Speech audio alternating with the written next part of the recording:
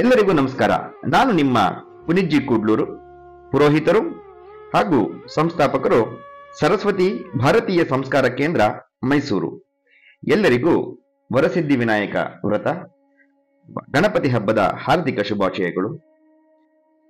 ಚಂದ್ರ ದರ್ಶನವನ್ನ ಗಣಪತಿ ಹಬ್ಬದ ದಿನ ಮಾಡಿ ಅದರ ಒಂದು ಶಾಪಕ್ಕೆ ಅಥವಾ ಆ ಒಂದು ದೋಷಕ್ಕೆ ನಾವು ಒಳಗಾಗಿದ್ದರೆ ಈ ಮಂತ್ರವನ್ನ 21 ಸಲ ಜಪವನ್ನ ಮಾಡಿ 21 ಗರಿಕೆಯಿಂದ ಕ್ಷೀರ ತರ್ಪಣ ಅಂದ್ರೆ ಹಾಲಿನಿಂದ ತರ್ಪಣವನ್ನು ಕೊಟ್ಟು ಆ ಹಾಲನ್ನ ತರ್ಪಣ ಕೊಟ್ಟ ಹಾಲನ್ನ ಸೇವಿಸಿ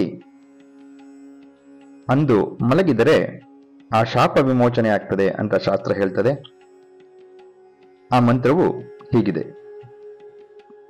ಸಿಂಹ ಪ್ರಸೇನಮವಧಿತ ಸಿಂಹೋ ಜಾಂಬವಂತ ಹತಃ ಸುಕುಮಾರಕಮೋರೋದಿಹಿ ತವ ಹೇಷಾಸ್ಯಮಂತಕಃ.